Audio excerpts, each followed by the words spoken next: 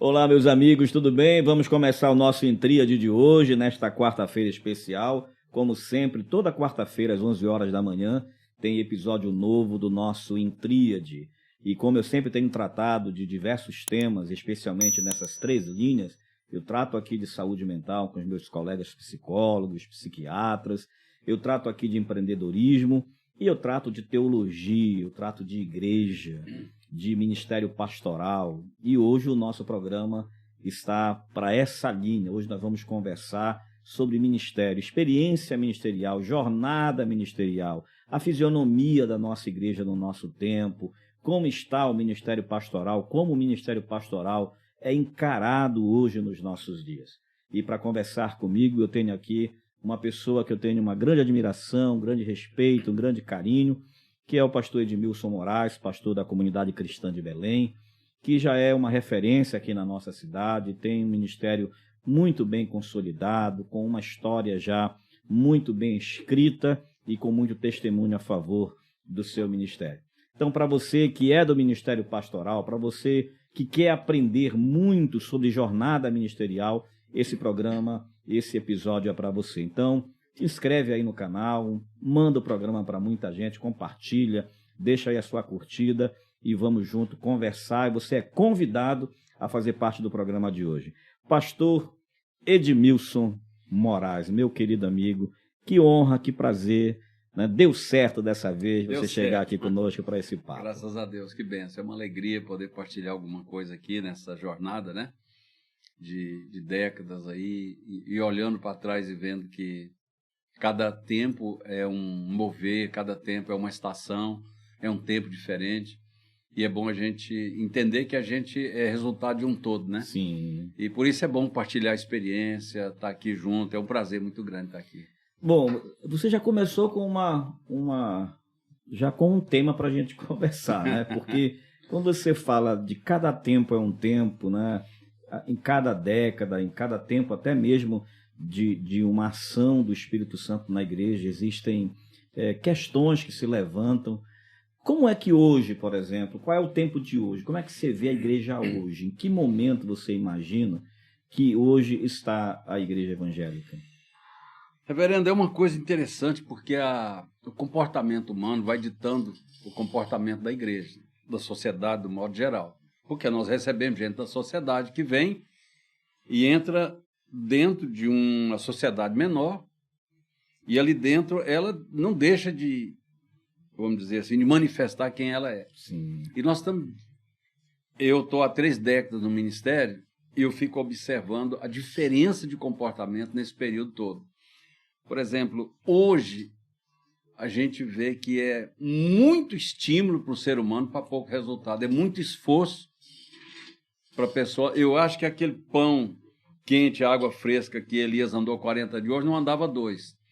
Que o pessoal não tem força motriz, parece Sim. que nós estamos vivendo. A igreja no domingo está entusiasmada, está feliz. Segunda-feira está depressiva. Hoje, a igreja, não estou falando o mundo, não. Sim.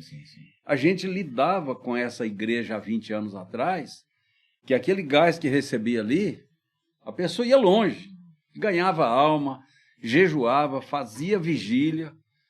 Hoje o povo sai da igreja assim, radiante. No outro dia a luz apaga. Então é muito estímulo para pouco resultado. Infelizmente, nós estamos vivendo essa geração. Inclusive, até quando você faz uma programação na igreja que chama essa igreja para vir no sábado e no domingo, você já percebe que um dos dois vai ser prejudicado, ou o sábado ou o domingo. Exatamente. A gente tinha vigília na sexta para sábado a noite toda, sábado evangelismo, domingo adoração, mas o povo era intenso. Eu me lembro da gente fazer 10 dias ininterruptos de oração e não faltava um horário. Depois nós transferimos isso para casa, para os lares, para dar um toque. Fulano começa agora. Mesmo em casa nós temos problema com isso hoje. Então é uma geração, infelizmente, desestimulada. E a gente sente isso, essa dificuldade. Inclusive teve gente que achou, vou usar uma expressão, e a gente tem que ter muito cuidado com o que a gente fala hoje, né? Por exemplo, na época da pandemia, que estava todo mundo, a maioria das igrejas, na verdade, 100% das igrejas, se não exageradamente, estava online em algum período, né? É. Teve gente que achou que era uma maravilha, né? Pois é. Não tem mais que estar indo na igreja, ficou em casa. Você considera que existe uma igreja pós-pandêmica? Existe, naturalmente. Existe uma igreja. Ela assumiu um comportamento empresarial. Hoje, muitas empresas disseram, não preciso mais manter essa estrutura física, cada um trabalha em casa e tal. Isso para uma empresa é normal, porque ela trabalha com resultado. Nós trabalhamos com vidas. Sim. Então é muito, muito diferente. E eu resisti muito jogar nossos cultos online depois da pandemia por causa disso. Não, hoje eu não vou não. Eu posso ofertar daqui, né? Eu posso assistir daqui, e não é a mesma coisa. Nós temos a ceia do Senhor, que é a comunhão física do corpo. É uma presença quase física de Jesus. O corpo e o sangue estão ali. Sim. E a igreja é o corpo de Cristo. E como é que você faz uma santa ceia virtual? Não tem como. Então, hoje nós estamos vivendo esse conflito, né? De comodismo, de gente. Eu estava pensando agora há pouco, assim, uma ideia que me veio. O ser humano está numa fase de autodepreciação muito forte. Adolescentes, porque a construção do pensamento humano mudou. A origem, essa usina que produzia pensamentos raiz, aquela coisa, eu tenho que lutar, eu vou para a vida, e os pais botavam quente. Hoje os pais dão tudo, os pais super protegem, e nós estamos vendo uma geração frágil demais, muito frágil. Uma geração que não sabe lidar com as frustrações, Não né? sabe. A gente fala muito sobre isso, eu converso muito sobre esse tema, que não deixa de ser um transtorno, que é a baixa tolerância à frustração. Exatamente, O que é que acontece? Essa geração de hoje é aquela geração que não pode ser contrariada, que não pode receber limite, que não pode ser interditada, que ninguém pode interferir em tudo que ela quer fazer. É a geração do meu corpo, minhas regras, a geração do eu faço o que eu quero, ninguém tem nada a ver com isso. Uhum. É uma geração que não consegue se frustrar. Se ela se frustra, ela se fecha e ela deprime. Né? Então, é uma geração muito, muito complicada, a geração que nós estamos vivendo. Muito complicada. E é interessante que a igreja de Atos, o mundo lá fora admirava, mas não ousava juntar com eles, porque tinha uma linha divisória muito clara. Isso aqui é igreja. Isso aqui é santidade, é temor, é reverência, é aliança. Hoje essa linha sumiu. A gente não vê mais quem passa de um lado para o outro. A pessoa está, por exemplo, você imagina a igreja de João Batista no deserto. Não tinha banco, não tinha ar-condicionado, não tinha banheiro, não tinha cadeira. Nós passamos lá agora, vim de Israel semana retrasada, eu estava olhando esse deserto onde ele pregava. Eu não vinha nessa igreja de jeito nenhum. Era tempestade de areia e a saudação dele era víboras, raça de víbora, manjararaca, cascavel, vocês ficam à vontade. E chegavam os intimados, aqueles brutamonte, os policiais romanos, o que eu tenho que fazer? Contente com o seu sou, deixa de tomar dinheiro de bêbado, para com isso, muda de vida. Qual era a vantagem de João Batista, reverendo? É que se a pessoa não ficasse contente com o outro, com ele não tinha concorrência. Ia para a igreja de quem? Não tinha outro. Não tinha, né? Hoje, não, eu vou mudar de igreja. Não muda de vida. É mais fácil mudar de igreja. É porque hoje há uma geração...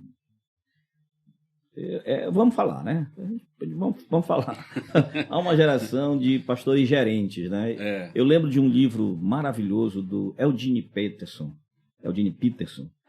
que já partiu para a glória, acho que ano atrasado, que é um pastor segundo o coração de Deus. E ele fala sobre esse tipo de pastor gerente. O pastor gerente é aquele que pega a igreja como uma empresa, ele embala o produto dele, né, que seja lá o culto, seja a pregação do domingo à noite, seja lá o que for. Ele olha para as outras igrejas como concorrentes, né? Então, se ele precisar criar uma embalagem muito bem atrativa, muito bonita, e até aí tudo bem. O problema é que agora eles não estão mais só trabalhando a embalagem do produto, eles estão comprometendo o produto. Porque o conteúdo está enfraquecido. Verdade. Hoje você não ouve mais a pregação do evangelho realmente. Verdade. Quando você começa a olhar para as igrejas, você começa a perceber que aquela igreja está assim, boom, uma explosão. a gente até tende a suspeitar, a ter um certo receio de que ali estejam oferecendo alguma coisa que não o evangelho, porque o evangelho ele não é tão atrativo assim. O evangelho ele é confrontador, né? Ele confronta. Mas tem uma igreja em Miami muito interessante. Ela é de culto temático e ela atrai muita gente. Por exemplo, você tem uma ideia da ousadia desse pessoal. Eles fizeram um culto lá há pouco tempo e eles trouxeram do Cabo Canaveral, da Flórida, alguns foguetes e colocaram, daqueles originais mesmo, colocaram na porta da igreja. Imenso. Pagaram uma fortuna. Falando das alturas, do céu e tal, como alcançar o céu, fazendo algum... Depois foram falar de os leões, Jesus leão, encheu de leão lá. E olha de gente, porque isso atrai gente do país inteiro.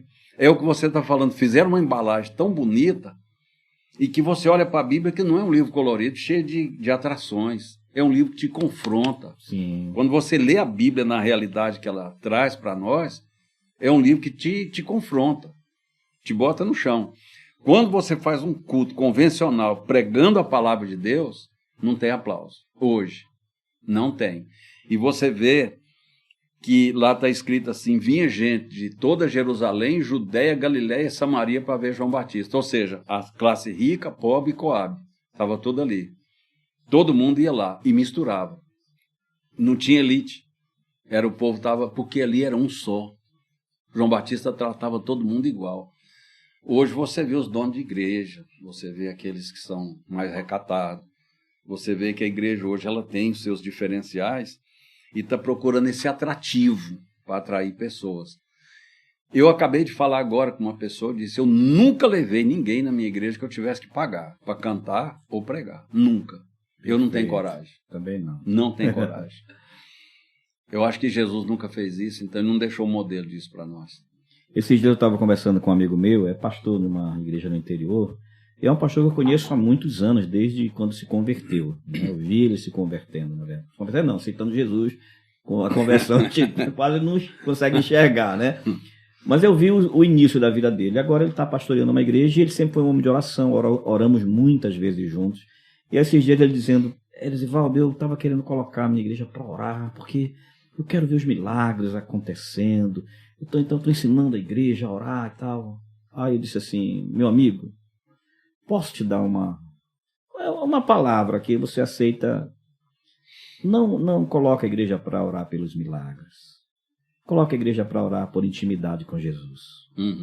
Porque o que nós precisamos é intimidade com Jesus. Porque os milagres, eles vão ser consequência. Eles não vão ser o alvo. O alvo da igreja não são os milagres. O alvo da igreja é o dono dos milagres, é Jesus. Então coloca essa igreja, ensina essa igreja a ter intimidade com Jesus, a amar a palavra de Deus. Porque se acontecer milagres, essa igreja vai estar lá, apaixonada por Jesus. E se não acontecer milagres, essa igreja estará lá também, né, apaixonada por Jesus. Esses sinais acompanharão, eles vêm por trás. Exatamente. Eles não vêm na frente. O propósito e não é o alvo, né? Ele é a consequência. Tal como é o resultado. Os sinais acompanharão. O quê? A palavra, a intimidade, a vida com Deus. E é muito interessante você ver que a vida de Jesus, ela não ficou pautada em milagres. Porque muitos que viram milagres, o lugar onde Jesus mais fez milagres, a gente passou agora Corazim, Betsaida e Cafarnaum, só ruínas, onde ele operou mais milagres, porque o milagre não dá sustentação. Quando Jesus estava, imagina aquela reunião, estava aquele Simão leproso, Lázaro que tinha ressuscitado, Maria Madalena que tinha sido... Eu queria estar numa reunião dessa. Testemunho não ia faltar. Não ia. Você já pensou, mestre, posso dar Não, eu estava morto há 4 dias. Eu era leproso, vivia num leprosário. Tinha demônios, hoje eu sou uma mulher. E é interessante que tinha gente ali querendo matar Lázaro. O milagre não convence a pessoa. É o Espírito Santo que convence. E hoje nós estamos vendo essa fome, né? Eu oro assim, eu busco a Deus para que as coisas aconteçam, mas como um resultado. Precisa ser como resultado. Senão, aquilo vai te Sim, seduzir. O milagre seduz a pessoa, sim. atrai o mundo. Mas depois perde o encanto, estou curado. Exatamente. E a outra questão é essa, né? É você focar no milagre, você se encantar no milagre e o milagre virar um ídolo. Exatamente. Né? Exatamente. Lá nos Estados Unidos, um pastor, eu não me lembro agora a cidade, ele tinha lá de cima onde ele ministrava, ele via os anjos ministrando o povo. O anjo apontava e dizia, você agora, você vai ser curado. E essa igreja dele, só ele via. E as pessoas de fato eram curadas. E aquilo tomou proporção na vida dele e roubou esse homem de Deus. Os anjos roubaram ele de Deus. Não que os anjos tivessem feito isso, mas ele foi induzido. Mas o encantamento dele, né? O encantamento. E entre Deus perder esse homem para a idolatria, Deus tirou a vida dele, antes que ele se perdesse. Como diz lá o profeta Isaías, o justo é tirado antes que venha o dia mau. E esse homem morreu muito novo. Depois Deus revelou para alguém, eu tirei esse homem para ele não, ele estava encantado. Então nós temos que ter cuidado até com o milagre, que é perigoso. A gente vê a questão da Arca da Aliança, né? Pois é. Nem o Indiana Jones achou. Até hoje. Até hoje. E é interessante, Deus nunca deixou ninguém saber onde Moisés foi enterrado, senão tinha uma igreja do Santo Sepulcro lá, porque estava todo mundo lá fazendo peregrinação. Porque o ser humano é dado a essas coisas, né? Ele é entregue a isso, infelizmente. Bom, na tua jornada, pastor Edmilson, qual foi o momento assim que você disse, foi para isso que eu fui chamado, é isso que eu vou fazer, é isso que Deus quer de mim? Muito bem. Em 1984, nós fomos enviados para a igreja da Alda Célia, no fundo de Goiás. Comunidade Cristã de Goiânia. Não, era numa cidadezinha, Igreja de Cristo. O pastor falou, te emprestar por um tempo, porque meu colega está precisando. A Alda Célia morava lá ainda. Quando eu cheguei lá, uma cidadezinha de 19 mil habitantes, não tinha uma rua asfaltada. E ali foi um tempo de muita paixão pelo Evangelho, muita intimidade com Deus. E nessa ocasião, eu não era pastor, eu era ajudante do pai da Alda Célia, ajudava ele. E quando venceu o meu tempo lá, eu falei, Deus, eu ficaria pro resto da vida nessa cidade. Uma cidadezinha horrível, uma cidade muito ruim, quente, poeirenta, sem recurso e tudo muito caro. Tudo muito caro. Nesse tempo, Deus descobriu o meu coração. Isso foi importante para mim. Eu li Isaías 49, um capítulo que falou muito comigo nessa época, sobre o meu chamado. Porque eu não estava procurando um lugar como os levitas fizeram no tempo dos juízes, um lugar que me parecesse melhor. Eu queria um lugar onde eu tivesse intimidade com Deus. E aquela cidade era um deserto, não tinha nada. Era eu e Deus.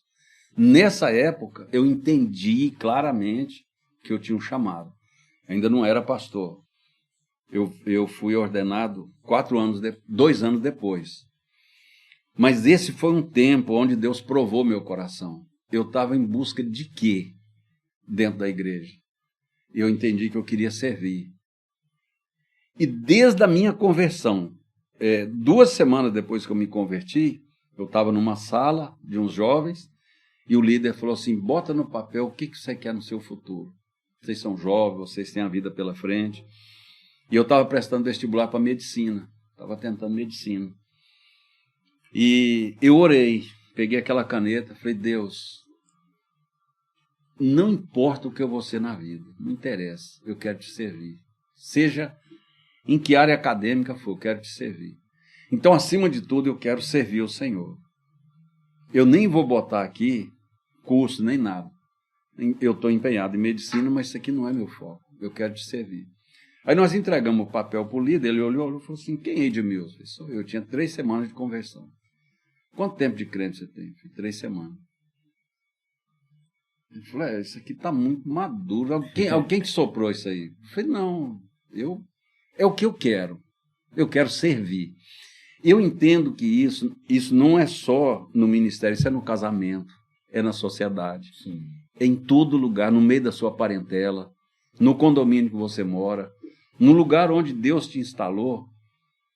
nós estamos ali para servir. E eu entendi isso muito cedo. Perfeito. Isso aí é um propósito de vida. Um propósito de vida, exatamente. É interessante porque hoje em dia se fala muito sobre isso, né? Escreva a sua missão de vida. Para que você existe? Né? E você, olha, 80, na década de 80, né? Quando os coaches ainda não falavam sobre isso, né? Você foi lá e escreveu ali o seu propósito de vida. E eu acho que é isso que norteia.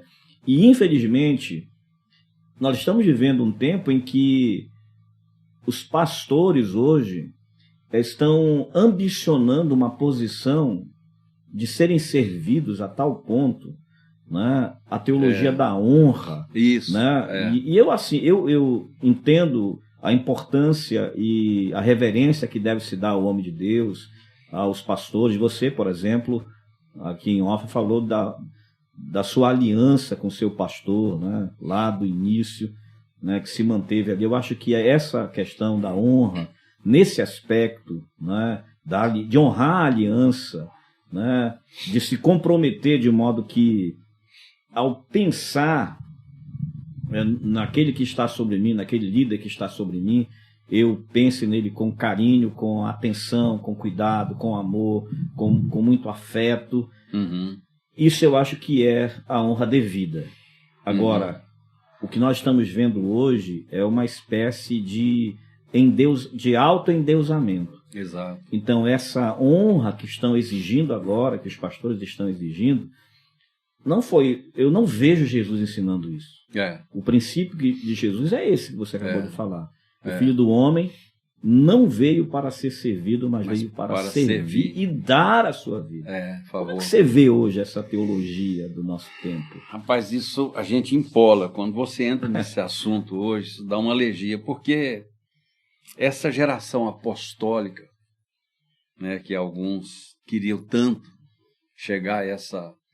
Você não vê no Novo Testamento, em nenhum momento, apóstolo Paulo, apóstolo Pedro. Você vai, Pedro, Paulo, apóstolo, é um vocativo. É o que eu sou. Não é a minha insígnia, né? Insígnia. É simplesmente um ministério. Então hoje, corre-se muito atrás de honra. Esse tempo atrás, eu fiquei muito triste. Um colega, pastor, chegou lá na nossa chácara para alugar lá e falou assim: ô pastor, eu falei, não, pastor não, para, apóstolo.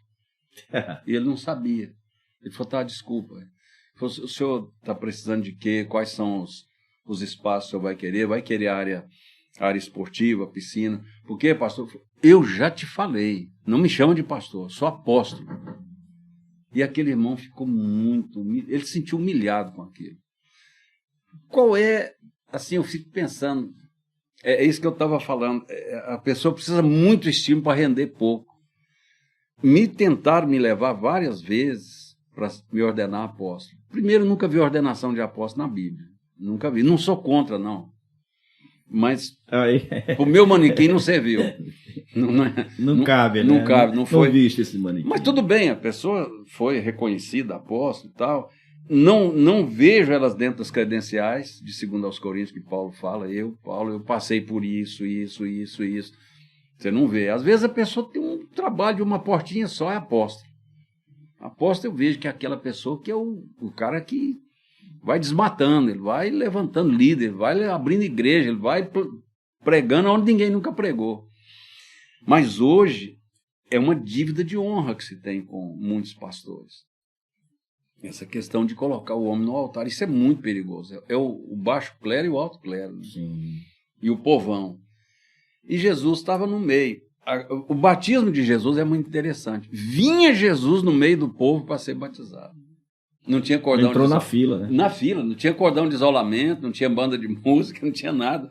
E ele humildemente chega ali, sujeita a ser batizado por João Batista. João Batista falou, não, tem alguma coisa errada aqui. Ele falou, não, tem que cumprir a lei. Tem que ser assim. E hoje a gente não vê isso. Eu estava numa igreja em Brasília e o pastor falou assim, veja como é que eu sou bem servido aqui. Ele falou, fica olhando. Eu estava do lado dele. Você quer água? Eu falei, quero. No meio do culto, ele fez assim. 19 servos dele vieram. Pois não, pastor, foi. 19. Eu tenho 19 diáconos, só para cuidar de mim. Eu falei, mas para trazer uma garrafa d'água precisa...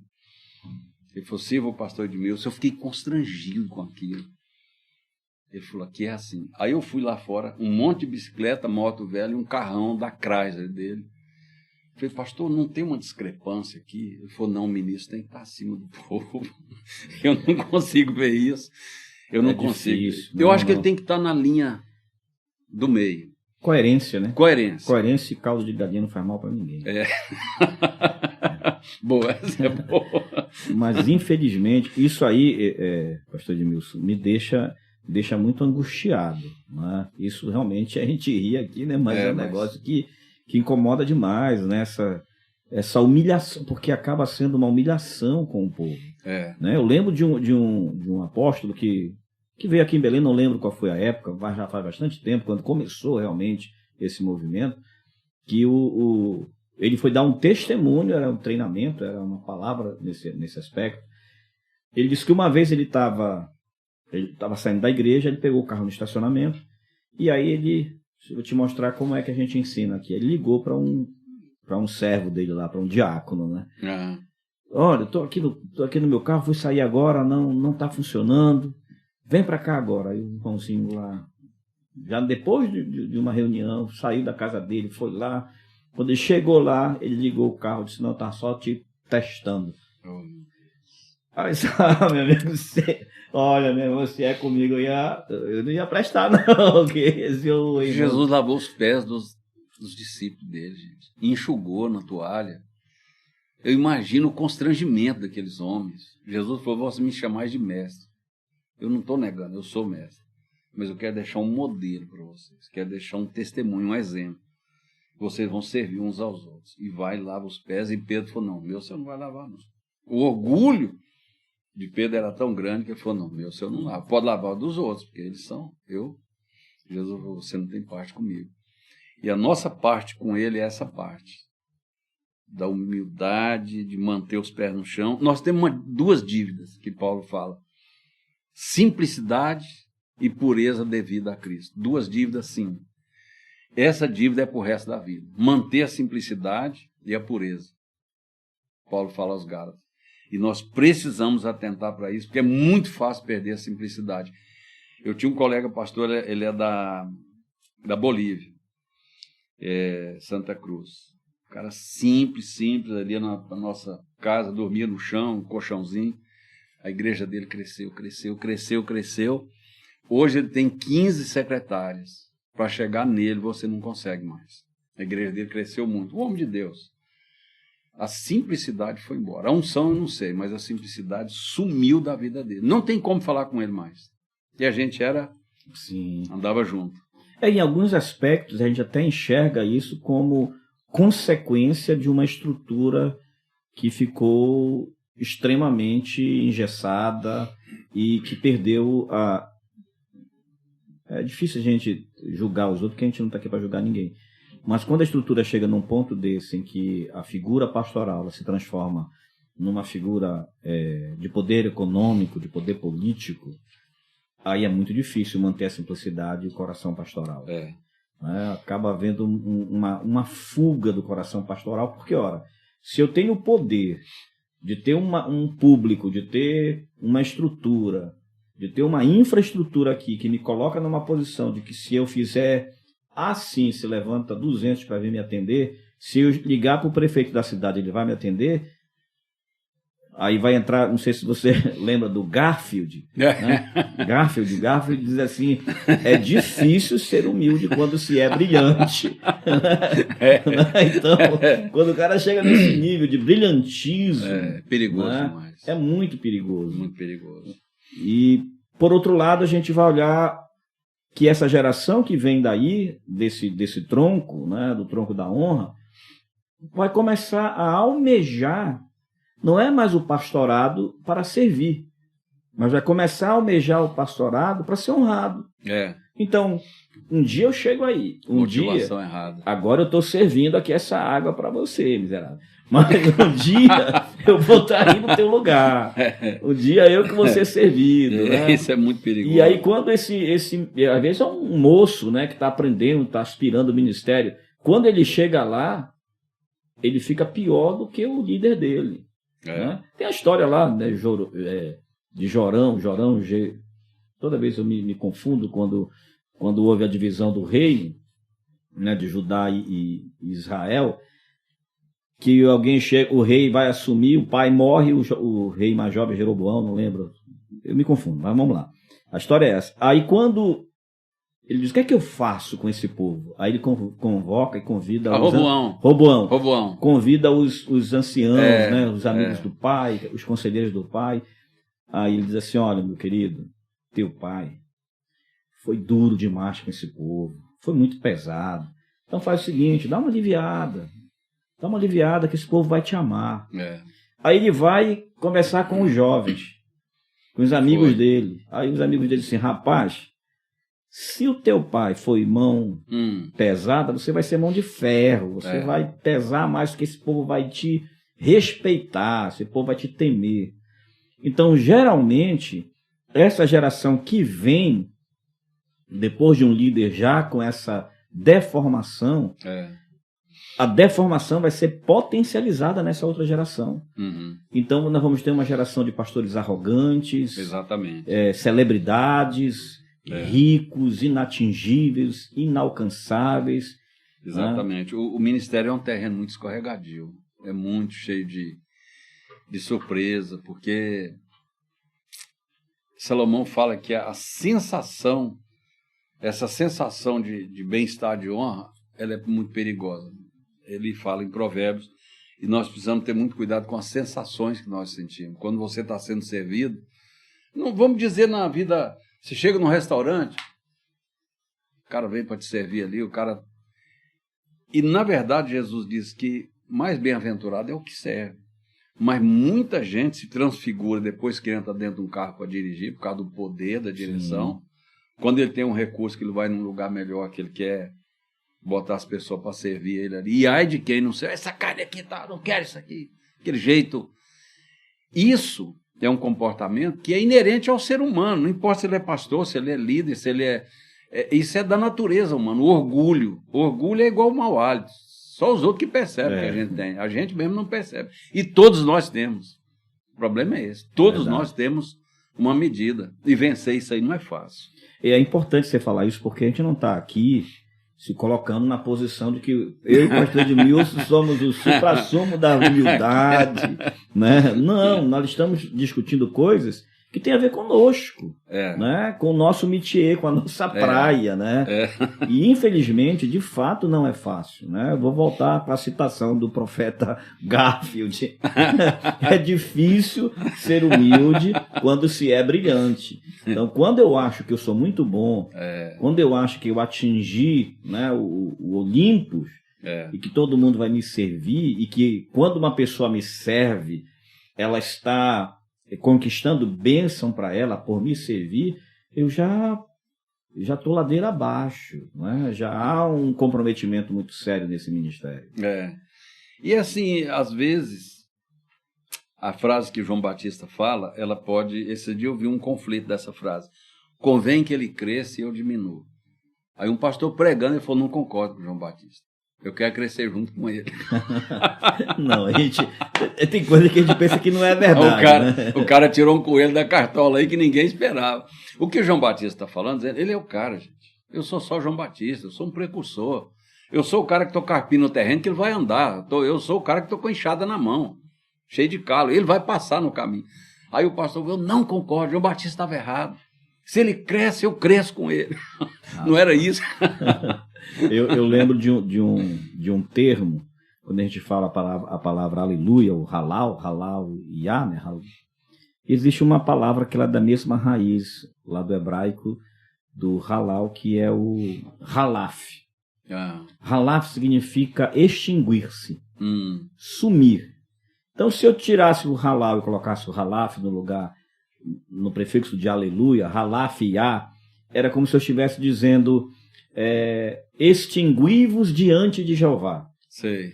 sumir diante dele, desapareça. Eu acho que João tomou esse chá de ralaf, né? Que ele diz, importa que ele cresça e que eu diminua. Porque, na verdade, o evangelho é isso. O evangelho é falar do Cristo, né? É mostrar o Cristo, é mostrar Jesus. Mas hoje está complicado. Nós estamos vivendo uma geração assim, é muito conflito, né? Você vai pegar hoje nós temos assim muito segmentado, muito diferenciado. O conflito de geração hoje não é o conflito que se tinha antigamente. São mundos diferentes, são mundos completamente diferentes. Nós estamos vivendo realidades hoje que assim era incabível na nossa cultura. Hoje que você tem que tolerar, que você tem que olhar e ver. Ontem eu falando com a minha esposa, eu falei assim, a nossa geração, nós temos 43 anos, vai fazer de casado. Eu falei, a geração abaixo de nós, de toda a nossa parentela, a maioria divorciou. Já divorciou. A maioria. E a nossa geração, ninguém divorciou. Você vê uma decadência explícita em todas as áreas. Moral, intelectual. Como é que vai ser essa geração de anciãos hoje que estão no poder, no mundo, quando eles forem embora, entregar na mão dessa moçada mais nova? E até porque, né, pastor Edmilson, a velocidade, porque você tem só alguns anos a mais do que eu, não muitos, bem poucos, né? Mas o que é que a gente lembra? Que as mudanças que aconteciam de uma geração para outra, dessa época, eram mais lentas. Não havia mudanças tão grandes. Quando a gente pensava em mudanças, a gente pensava em décadas. Hoje, as mudanças elas são muito mais rápidas. É rápido demais. Muito mais velozes. Então, quando a geração que está nascendo hoje, está nascendo dentro do mundo virtual. Uma geração hoje de uma pessoa com 20 anos de idade, hoje, ela já nasceu, já está atrasada com relação a essa criança que nasceu, que tem 10 anos hoje, porque já nasceu na era digital. Então, a velocidade com que isso acontece, com as mudanças acontecem, é muito grande. E a outra questão é que, quando uma coisa acontecia nessa geração passada, que acontecia num determinado lugar, até sair dali e se espalhar, então você conseguia corrigir, ninguém interferia. Hoje em dia... mudou muita coisa. Se dá um grito aqui, lá no Japão já todo mundo sabe. É tudo online, a coisa acontece sim, simultâneo. Não tem como hoje. E eu estava ouvindo uma palestra de um jovem, ele falando da geração digital e a geração da década de 45. Ele pegou de 45 até 2020. Ele falando das diferenças. Mas são diferenças grotescas. Por causa dessa velocidade. Hoje, essa geração chamada digital, ela não fala a nossa língua mais. Não. E nós precisamos alcançar esse povo. Agora, como? Eu tinha muita vergonha de andar com calça rasgada. Hoje é orgulho. Você já compra a roupa rasgada. Eu morria de vergonha. Eu falava, mãe, costura essa calça. Quando der eu costuro. Hoje, já vem rasgado. Então, você olha para isso e fala, que mundo é esse? Que mundo que eu estou vivendo? E a igreja sofre essas influências. Essas pessoas estão vindo para a igreja no dia a dia. Estão chegando para a igreja. Eu estava com o pastor de Israel lá, ele foi ministrar para nós lá uma noite. Eu falei, como é que é ganhar uma vida aqui, pastor? O senhor é brasileiro ganhando judeu? Como é que é isso? Ele falou, nós ganhamos 2 ortodoxos, ultra-ortodoxos esses dias. Eu falei, meu Deus, me conta, como é que é isso? O mistério. Ele falou, a primeira coisa, eles são banidos da casa e do emprego. Eu tenho que ter um lugar para eles já tem que... Eu falei, como é que é o culto? Você abre a Bíblia e vai ensinar para um judeu? Ele falou, não, é diferente. Lá a gente não tem um púlpito para pregar. Você senta com eles, você lê um texto, e eles vão na raiz da coisa que eu não tenho. Eu falei, eu não tenho a raiz deles. Eu aprendo mais com eles do que eles comigo. E ele é novo ganhando anciãos de outra geração. Eu fico pensando, meu Deus, eu conversei, eu falei, como é essa experiência de ser pastor em Israel brasileiro? O cara tem 20 anos só que ele está lá.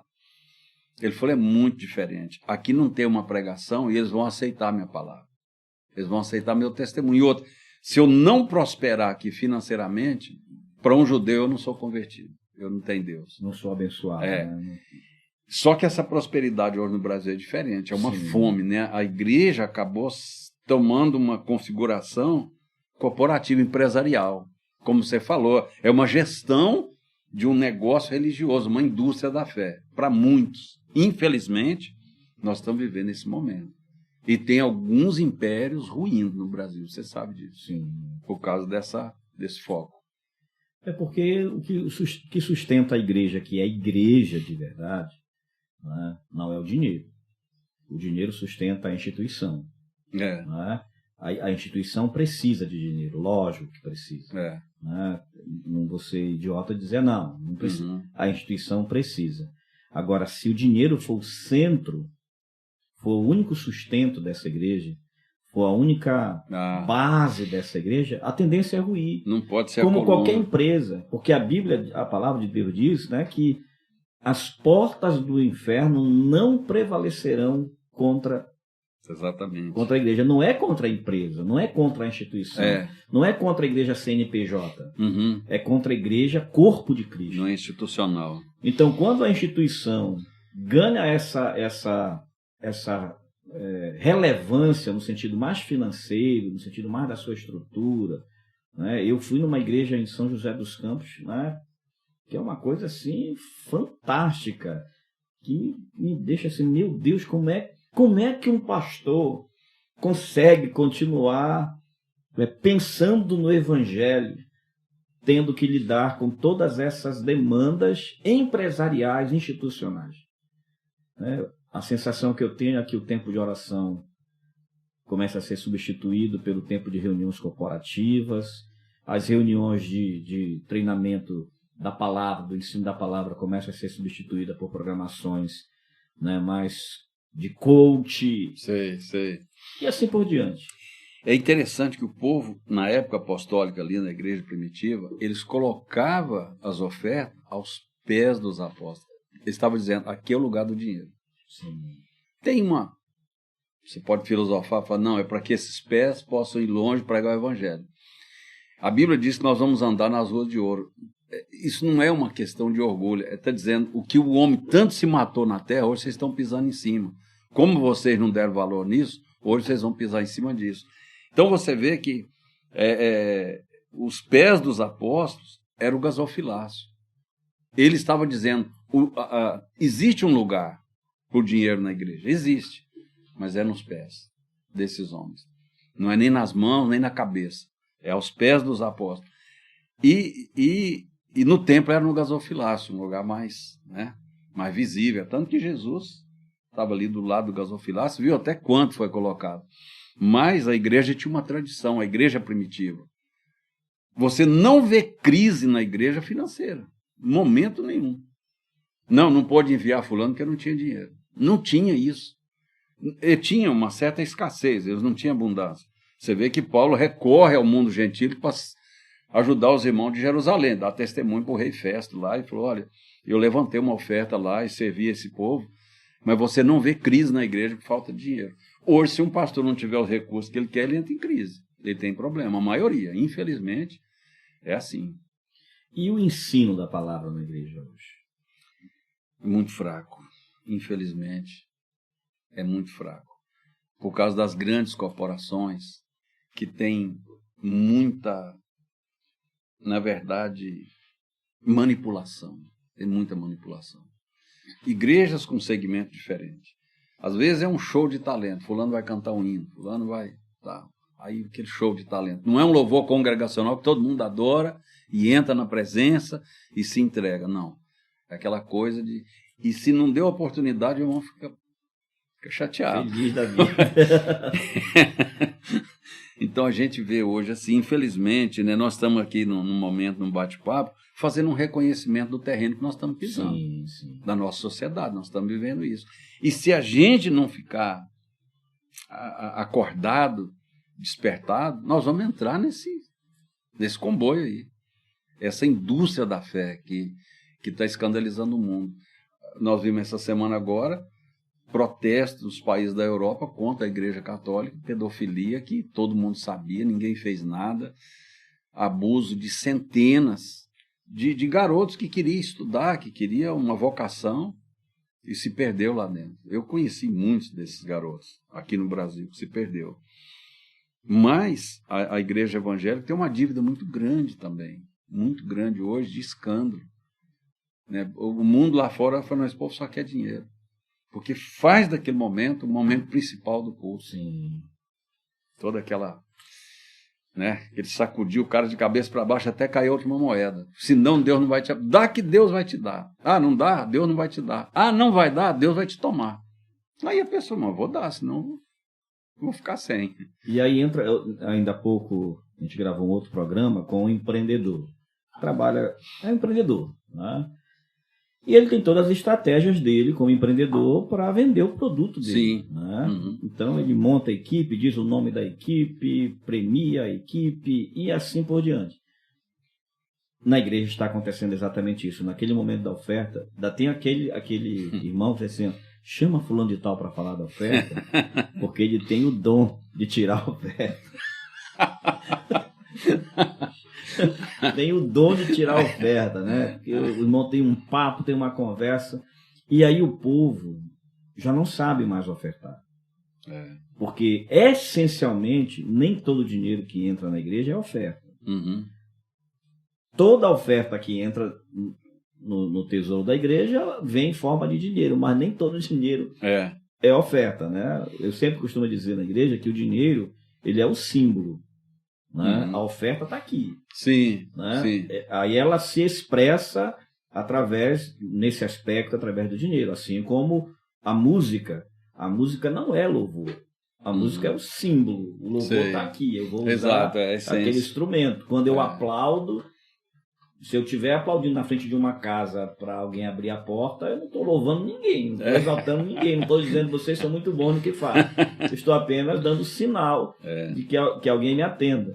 Então, as palmas em si. Então, na verdade, tudo acontece aqui dentro. É verdade. Agora, se eu semeio no coração da igreja, se eu semeio no coração desse povo que vem ofertar a usura, a ganância, ou o medo de ser castigado, ou o medo de ser punido, aquilo que vai ser entregue ali vai perder o sentido da oferta. Completamente. A motivação, a política dentro da igreja, política de relacionamento, política econômica, política de teologia.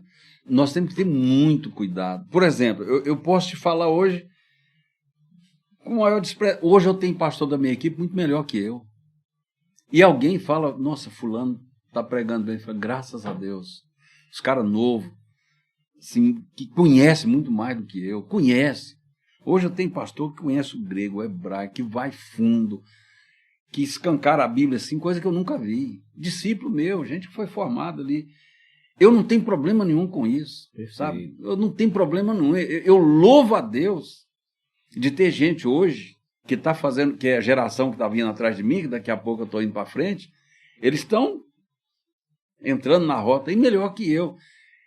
Jesus falou que um discípulo não pode ser maior, está falando em nível de autoridade, mas pode ser melhor. Sim. Pode conhecer mais. Eu louvo a Deus. Hoje nós estamos com uma equipe de ministrantes, de pastores, nem todo mundo que prega são pastores, nós temos lá os leigos que pregam lá também. Ele prega muito melhor que eu, muito melhor. E eu fico feliz com isso. Não tem aquela questão de puxar o tapete, não deixa aparecer, não, baixa aí, tira a luz de cima dele, baixa o microfone. Eu fico feliz, ainda falo para ele, continua brilhando, meu irmão, Deus está te usando. Agora continue simples no seu coração, não se ensoberbeça com isso. O que você tem é Deus que te deu, você é uma torneira, essa água não é sua. Só uma fonte que Deus está usando.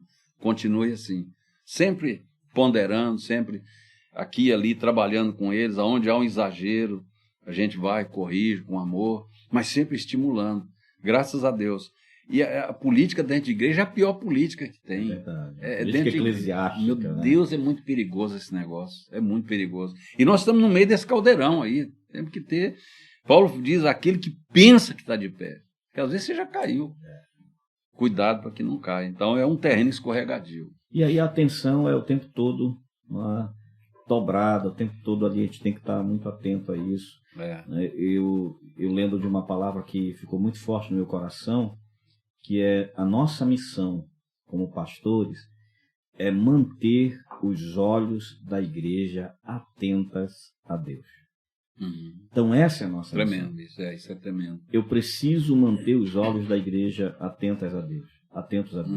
Então, esse pastor que você refere, que é um homem aprofundado, que prega bem, ele é até melhor do que eu, maravilha, você está ensinando esse pastor a manter os olhos atentos a Deus. Né? Porque quando você tem os seus olhos em Deus, você tem amparo, você tem segurança, você tem firmeza. Porque quando você tira os olhos dele e coloca em cima dos seus próprios talentos, dos seus próprios dons, da sua estrutura, né, você tende a acreditar que você é quem é pelo que você construiu. Dom e talento é muito perigoso, Evaldo, muito perigoso. É um negócio assim, uma arma que ela pode ser letal para você. Porque você pode... Experiência é perigoso. Eu não precisar depender porque eu sei pregar. Eu já sei. Então isso é muito perigoso. Você deixar de depender de Deus. A última vez que eu preguei, foi um domingo aí para trás, eu estava... Quando eu fui orar, eu falei, Deus, confirma as obras de suas mãos. Eu falei, não é isso aí. Eu estava com uma mensagem que eu estava empolgadíssimo com ela. Eu estava assim, trabalhei a semana toda. Então, fala sobre arrependimento. Cheguei e falei, irmãos, a palavra de hoje não é aquilo que eu tinha pensado. Deus hoje me deu bolo legal, eu estou decepcionado, mas eu vou obedecer. E foi tremendo. Houve quebrantamento, houve arrependimento. Foi um momento assim que as pessoas vieram, eu precisava dessa palavra, eu precisava descer do meu salto. Mas foi na última hora, quando eu falei, Deus, confirma isso aqui, eu preparei isso aqui com todo o amor. É isso? Ele falou, não é isso. Aí Deus me desmontou. Então é o quê? Arrependimento, quebrantamento, pó, de onde nós viemos. E é interessante, né, que quando a gente, como pregador, pastores, quando a gente para de sofrer, no sentido de se preocupar realmente com aquilo que eu vou falar, e a gente ancora a mensagem que a gente vai pregar no domingo em cima do talento, em cima da experiência, né? Para mim, eu prego, por uma questão muito pessoal minha, eu prego todo domingo na comunidade, lá na igreja, eu prego todo domingo. Mas mesmo eu pregando todo domingo há tanto tempo, mas a cada domingo que eu vou pregar eu sofro. Porque eu sei como é que é isso. Quando você não sabe, porque às vezes, por exemplo, eu gosto de pregar mensagens expositivas, eu estou pregando agora aos domingos lá, 1 João. Estou indo versículo por versículo. Sei. Mas mesmo sabendo que o próximo versículo do domingo seguinte é o capítulo 2, versículos 15 a 17, eu vou pregar sobre isso. Mesmo sabendo que é isso e que estruturalmente aquela mensagem já está ali, vou nos comentários, você tem ali a mensagem, mas nem sempre aquela mensagem que aparece ali, né, ali dentro daqueles 2 versículos, pode ter milhões de mensagens. Exatamente. E aí você articula de um jeito, né? Está aqui, é isso aqui, eu vou por esse caminho. Aí Deus vem e diz assim, poxa... Igual uma vez Deus pregou uma peça, eu era pastor em Ribeirão Preto, a igreja crescendo, o povo animado, cheio da graça de Deus, primeiro amor. Quando eu subi no púlpito, Deus falou, prega não, fala não. Eu falei, Deus, e agora? Não prega. Fala para eles compartilhar aí alguma coisa uns com os outros. Aí cada um virou, terminou, veio outro, foi o melhor culto que eu já participei. Eu pensei, poxa, cara me... Aí você pensa assim, poxa, se eu pregasse eu ia estragar, né? Eu ia estragar, esse dia eu ia estragar. Você tendo sensibilidade para Deus, na hora do louvor e adoração, eu fico muito compenetrado. Eu já pedi para os diáconos, para ninguém me procurar. Tem um aviso, fulano está aí. Não. Bota aí num canto, põe num papel, não me procura. Eu estou aqui procurando sintonizar. Eu não fico... Porque eu quero, Deus, é isso mesmo. me mostra o coração desse povo. Como é que está esse povo? E muitas vezes vem uma palavra profética, vem uma revelação ali, de gente que está ali, não é para ouvir um sermão, é para ganhar um abraço. Sim. Só isso. E você prega bonito, mas o abraço que ele recebeu, o sermão ele esqueceu. Mas aquilo marcou a vida dele, a pessoa ali, ele... Então, esse espaço ali nosso, de ter esse momento com o povo de Deus, ele é muito... Depende muito da sensibilidade do ministro, de você que está ali, saber exatamente entre você, o povo e Deus, porque você é um instrumento. O povo vai lá para te ouvir, eles querem, e é maravilhoso isso. Ouvir alguém que ouviu Deus. Sim. Isso é maravilhoso. Agora precisamos mesmo ouvir o que Deus está falando. O que Deus quer falar ao povo. Isso é tremendo. Agora a gente entra para um terreno mais sensível, que me é muito caro, e eu acho que é algo que a igreja precisa muito, que é a oração. Eu acho que um dos livros mais fantásticos que eu já li sobre oração, além da Bíblia, lógico, é um livro eu vou lembrar o sobrenome dele, é Mackenzie Bounds, que é O Poder Através da Oração. Esse é um livro que já tem mais de 100 anos, até mais, que fala para pregadores, oração para pregadores. Eu não conheço esse livro. É algo assim, é algo maravilhoso. E a gente vê o quanto a gente desaprendeu a orar, né? Quando eu digo a gente, não estou dizendo você ou eu, estou dizendo a igreja como um todo, desaprendeu a orar. Aquele tempo que você separa, que você realmente... Você não leva uma Bíblia de estudos, você leva a sua Bíblia devocional. Uhum. Você não leva a Bíblia para captar mensagem para pregar no domingo à noite. Uhum. Você vai com a Bíblia para ouvir Deus. Uhum. Né? Estar atento ao que Deus tem para tratar com você. Porque a gente corre o risco, pastor Edmilson, ao nos tornarmos pastores e pregadores com demandas de pregação toda semana, agendas para tudo quanto é lado, a gente deixar de olhar para a Bíblia e para a oração como instrumentos para a nossa comunhão com Deus. Ela vira instrumento de trabalho. Exatamente, né? Uma ferramenta. Uma ferramenta. Então, quando eu lembro do pastor, eu vou citar o nome dele aqui porque é um bom testemunho, o pastor Gedilson. Pastor Gedilson da Ceia, né? Em uma das vezes aí, há uns anos, ele foi em um seminário, convidado para um seminário no CETAD, e ele falou sobre isso, que ele tem um momento de oração dele, que ele pega uma Bíblia, mas é a Bíblia de oração dele, é a Bíblia devocional, não tem estudo, não tem nada. Sei. É uma Bíblia que não é uma Bíblia para ele estudar, Sei. É uma Bíblia porque ele abre para Deus falar com ele. Alimentar ele mesmo. Né? Então, isso aí é muito importante, a gente ter esse encontro com Jesus, não com a credencial do pastor. Sim, né? Sim. Não vai com a credencial do pastor, não vai com a Bíblia para extrair mensagem, Exatamente. Não vai perguntar o que é que Deus quer falar com o povo. É uma o que tentação. Porque é uma tentação. Para nós é uma tentação. O que tu queres falar comigo? Uma vez eu estava te ouvindo no rádio, você falou uma coisa muito interessante. Você falou assim, hoje em dia acabou, ou está em extinção aquele pastor que fala assim, amor, eu vou retirar 3 dias em algum lugar para orar e buscar Deus. Eu e Deus, é para a minha vida. Aí você falou assim, aí chega alguém na casa do pastor, bate lá, pastor, tá aí? Não. Cadê o pastor? Ele foi retirar para buscar Deus. Isso gera, né? Poxa, segurança. Eu lembro você comentar isso aí, que hoje faz programação para um retiro, para um churrasco, para um futebol, mas o pastor se isolar e sozinho, eu vou passar 3 dias, eu e Deus. Não estou levando carga de oração, eu quero buscar comunhão com Deus. Eu quero estar ali adorando na presença de Deus nesse período. Isso marcou quando você falou, porque eu sempre tive esse hábito, eu sempre gostei disso.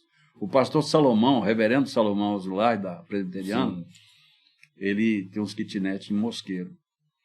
Eu sempre ia para lá. Pastor, me aluga lá, quarto lá para 3 dias. Para a família, não, só para mim. Mas para quê? Eu falei, não, eu vou buscar Deus. Não vou te alugar, não. Se for para isso, vai para lá, por favor, mas fique lá. E eu ia muito para lá. Rapaz, eram dias de glória. Só eu e Deus, sem celular. só minha Bíblia e uma troca de roupa ali, levava uma garrafa d'água e ficava ali eu e Deus. Foram os melhores momentos que eu tive. E isso era bom porque não publicava, mas o pastor está aí, não, o pastor está em retiro, está ele e Deus. Isso dá assim para a igreja, o meu pastor sai para falar com Deus. Não existe, a igreja ela gosta assim do pastor que prega bem, ela gosta do pastor que é popular, mas a igreja se sente segura quando ela diz: o meu pastor é um homem de oração, um homem que ora por mim. E sabe que a gente está orando por ele, né? Com Deus, é um homem que ouve Deus, né? Eu acho que isso aí é o maior legado que a gente pode deixar para a geração que vem depois. É tremendo isso, Evaldo. Maravilhoso. E é tão desafiador, né? Por conta das atividades. Porque a gente tem muita coisa para fazer. Eu vou citar novamente aqui, pastor Edmilson, foi um mestre que eu ouvi muito, né, lendo seus livros, que é o Eugene Peterson, que era chamado Pastor de Pastores. Sim. Ele fala sobre a trigonometria do ministério pastoral. Então, o que é que ele quer dizer com isso? Que existem algumas atividades do ministério pastoral que elas são exteriores, que elas são populares, Sim. que elas dão visibilidade. Né? E ele diz que isso são as linhas do triângulo, né? São as linhas externas do triângulo. Sim. Então, é a pregação do domingo à noite, é a construção, né? São as atividades administrativas que aparecem. Sim. Essas são visíveis. Mas o que dá fundamento para o ministério pastoral não são as retas do triângulo, mas os ângulos. Os ângulos são invisíveis. Então, quando eu tenho um triângulo, eu tenho os ângulos desse triângulo. E eles são o que dão fundamento, o que dão sentido, o que dão veracidade e legitimidade para o ministério pastoral. E quais são eles? A oração, a palavra e a atenção pastoral. A oração, não a oração do domingo à noite, não a oração da vigília com a igreja, mas esse tipo de oração que a gente acabou de falar. A oração em que você vai à presença de Deus para falar com Deus. A palavra, não a palavra para você pregar, para você estudar, mas a palavra para ouvir Deus. E a atenção pastoral, que é o aconselhamento. Que é a atenção para uma única pessoa, tete a tete, olho no olho. Aí o que é que ele diz? Olha só que coisa linda que ele diz assim: todas essas atividades devem estar linkadas ao fato de nós estarmos atentos a Deus. Quando eu oro, quando eu leio a palavra, eu estou atento a Deus, de como Deus tratou com a igreja de Israel e com a igreja do Novo Testamento, com a igreja bíblica. Quando eu atendo meu irmão, quando eu atendo uma pessoa, eu continuo atento a Deus para saber o que é que Deus tem para a vida dessa pessoa. E quando eu oro, eu estou atento a Deus com relação ao que Ele tem para a minha vida. Interessante. Então, a visão é essa, é manter a nossa atenção em Deus. Seduções tem muitas. É o foco, né? O foco é esse. O foco é esse. Essa envergadura aí do triângulo é uma trigonometria muito interessante, muito isso aí, né? Porque esse altar interno que a gente tem, é só Deus que sabe. O teu pai que te vê em secreto, não é o mundo que está vendo, não são as pessoas, é o teu pai, ele te recompensará. Oração em conjunto tem resposta, a oração sozinho tem recompensa, é diferente. Até porque a oração que você faz sozinho lá de madrugada, em qualquer lugar, não dá ibope. Não dá. Não dá, o que dá ibope é você levantar uma oração bonita de domingo à noite com a igreja lotada. Né? Ou na vigília, que todo mundo vai ver. A atenção pastoral é uma pessoa. Você gasta tempo com uma pessoa, isso não dá ibope. Dá ibope é pregar para 200, Tem até uma 300. frase que diz: é mais fácil pregar para uma multidão do que alimentar uma ovelha. Com certeza. Porque ela tem a dieta dela. Né? Perfeito. É mais fácil. E a pregação, a palavra, você ir para sua casa para ler a Bíblia, para estudar a palavra, para ver Deus falar, não dá ibope. Não dá ibope. Dá ibope é pregar já de domingo à noite com a igreja lotada. E pastor gosta de ibope às vezes. Plateia, né? Público. Isso é muito perigoso, meu Deus. Como é esse professor, esse que sai muito, esse barbudo, como é o nome dele, esse professor? O filósofo? O filósofo Cortella, o Marcelo Cortella. Ele ia ser padre, esse homem. Ele fez teologia, né? Ele fez. Ele disse que na década de 70, 80, ele começou a pregar lá. E o que tirou ele da rota? Ele falou, eu vou te dizer o que me fez frear. Eu dizia, levanta a mão, todo mundo levantava, ajoelha, todo mundo... Ele falou, eu percebi que eu virei um comandante, que as pessoas estavam subservientes a mim, e me deu medo. Aí eu saí da rota. Sim. Eu achei isso muito prudente dele, sabe? Porque de fato é perigoso, né? Meu Deus, você está comandando ali 200, 500, 1.000 pessoas, 1.500 pessoas, faz isso. O delegado, o juiz, o empresário, o gari, todo mundo levanta, ajoelha, todo mundo ajoelha, porque ele está dando um comando.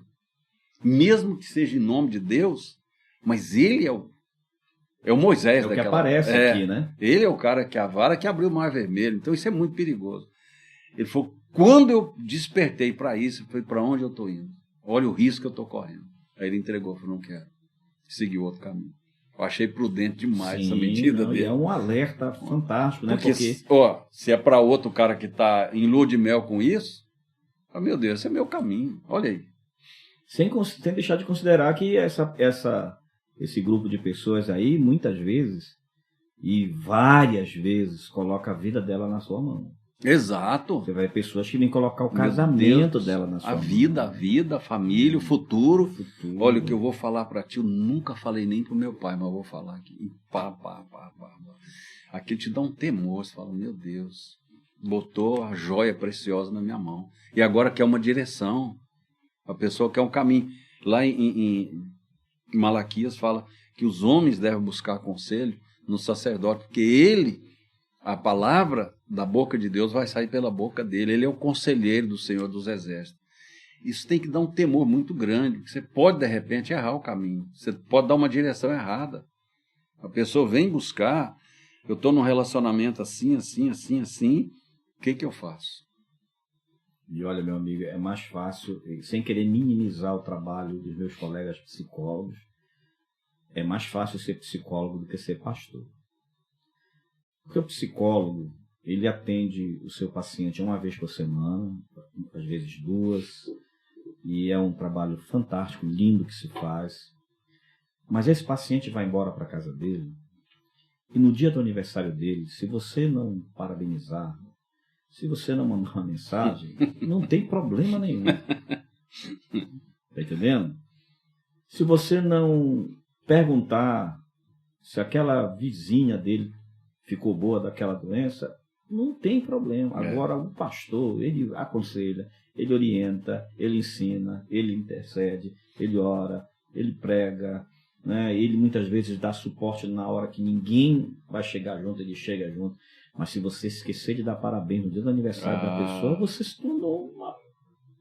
Aí a coisa pega. Aí a coisa pega, né? Assim, o ministério é algo lindo, é algo muito... Eu ia ser médico, eu estava decidido a ser médico. E Deus me tirou dessa rota.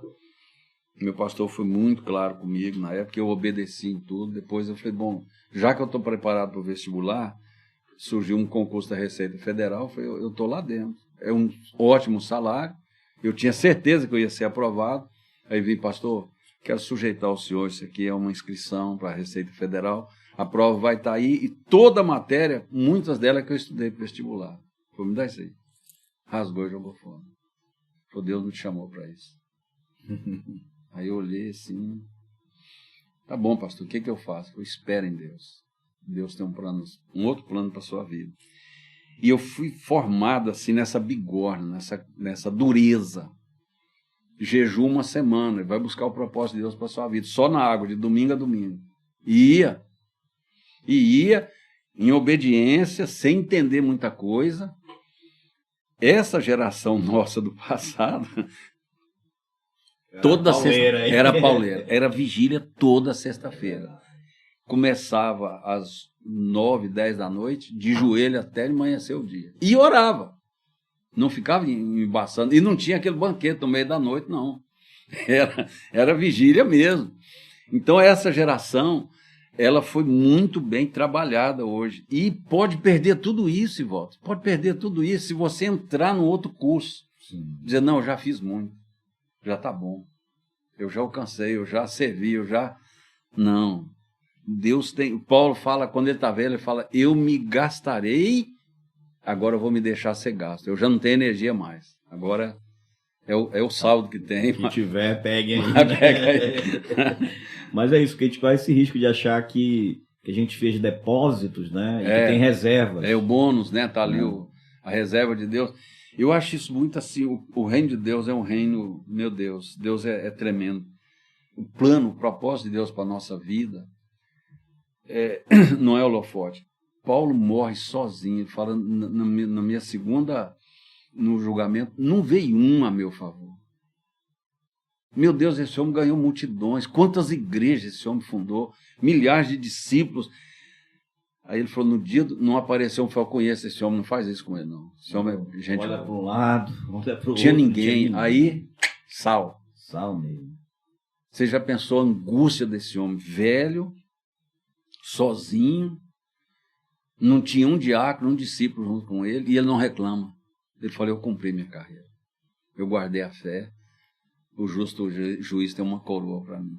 Esse tipo de gente está em extinção. Tem que chamar o Globo Repórter para saber onde eles vivem, como eles vivem, né? O que eles se alimentam. De fato, né? Tá em extinção. Dá uma tônica daquela. Olha para outra câmera, olha para essa. Tá complicado. Que Deus nos ajude. E assim, né? Eu acho que essa é o grande clamor. Aqui a gente não está com nenhuma arrogância contra ninguém, né, nem como donos da verdade. A gente está falando da nossa própria angústia, né? Nossa das vivência. Nossas próprias lutas, dos nossos próprios desafios. Porque ninguém está imune, ninguém está vacinado contra isso. Misericórdia. Né, de se ver num grau de importância que de fato não tem. Misericórdia. Né? Que o nosso tesouro está oculto, guardado em Cristo. Né? Que Ele nos ajude, né, a chegar, continuar, prosseguir até o dia dele, até o dia que o Senhor achar que nosso papel... Porque a gente tem um propósito aqui na vida. Ninguém vive. Deus não chamou ninguém. Elias, deixa eu procurar o corpo dele, porque Deus pode ter deixado ele em algum lugar. Não, Deus não faz isso. Pega um corpo aqui, bom. Elias está no céu. Deus levou ele e pronto. Eles foram, depois de 3 dias, já voltou com aquela cara de tacho. Não, nós não achamos ele. Não, Deus não trabalha assim. Então, porque João Batista foi embora cedo, ele cumpriu o ministério dele. Ele veio para abrir o caminho e pronto, acabou o ministério dele. Ele não morreu cedo, ele morreu na hora certa. Então, às vezes, a gente questiona algumas coisas. Por que essa pessoa foi embora? Acabou. Deus é um Deus de propósito. E que, tomara que ele tenha muito propósito para nós aí. Ele aqui, né? Eu quero mais propósito, mais chamado, mais promessa. É muito bom servir a Deus, com todas todas essas privações, às vezes, né? Que o ministro de Deus passa. Às vezes você tem uma vontade, tem um querer, Deus vem na contramão. Não é isso, não é assim. Mas é maravilhoso. Eu não queria outra vida para mim. Eu sou muito feliz sendo pastor, sou muito realizado com isso. Sou, assim, graças a Deus, o ministério para mim foi... Eu ia ser médico, mas era um sonho da minha mãe. E pastor foi um sonho do meu pai. O chamado dele. Maravilha. Agora me fala uma coisa, Edmilson. Olhando lá para frente, como é que tu te vês? Daqui a mais 10 anos, 15 anos, 20 anos? Olha, as forças vão esgotando, né? Hoje, o que me deixa assim... Eu sempre falo para os líderes sobre sucessor, que vem da palavra sucesso. Não existe sucesso sem sucessor. Hoje, graças a Deus, Ivaldo, eu tenho 2 gerações atrás de mim de liderança sólida, dizendo, se o Senhor levar o Edmilson qualquer hora, a igreja vai estar... Eu fico olhando empresa como a Latam, a TAM, né, que o comandante Rolim foi embora, a empresa decolou mais ainda, porque tinha a Skin Cariol, aquela fábrica de Itu, que mataram o cara, o dono, mas ele tinha uma retaguarda muito bem formada. Por exemplo, nós perdemos um pastor em Outeiro, fechou a igreja, porque ele não tinha retaguarda. Não tinha ninguém. Em 20 anos ele não conseguiu formar um líder. Então hoje, quando eu olho para frente, a sensação que eu tenho é de olhar e dizer, como Moisés disse, Deus põe alguém sobre esse povo. O Senhor vai me levar? 120 anos, põe alguém sobre esse povo, alguém capaz. Então, bota isso que você tem, bota em Josué. Essa postura de botar em Josué aquilo que Deus nos deu é o que me deixa hoje folgado. Hoje eu tenho 2 gerações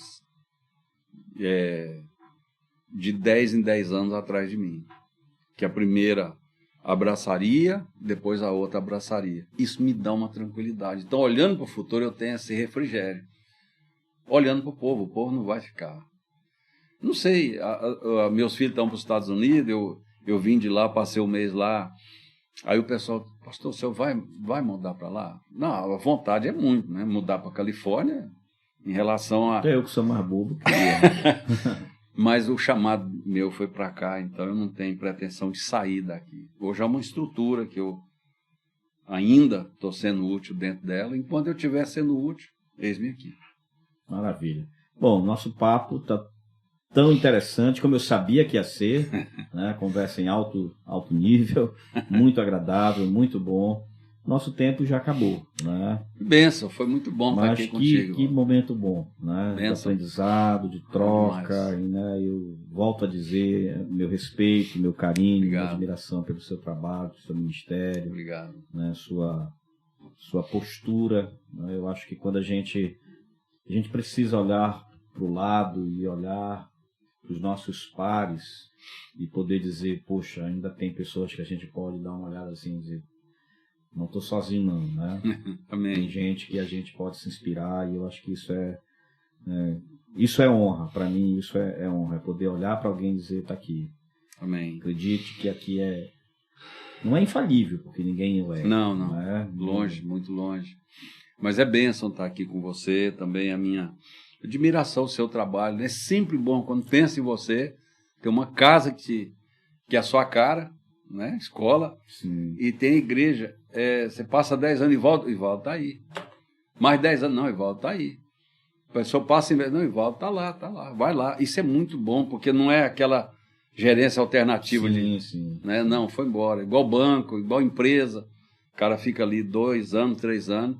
É uma paternidade que você tem aqui, isso é maravilhoso. Quantas pessoas, quantos ministros hoje foram formados nessa casa aqui?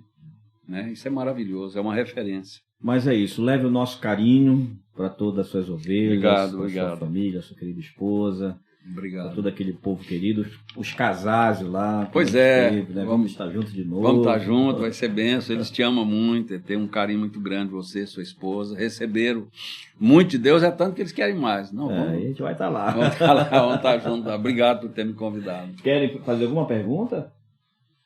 Tá tranquilo? Então pronto. Gente, que conversa boa, que papo agradável, falar sobre ministério, sobre pastorado, sobre igreja, né, com essa leveza, mesmo falando de assuntos tão ácidos, né, que envolve o fazer da obra de Deus. Mas que bom, olha, se você gostou do programa, e eu creio que gostou, já manda para muita gente aí.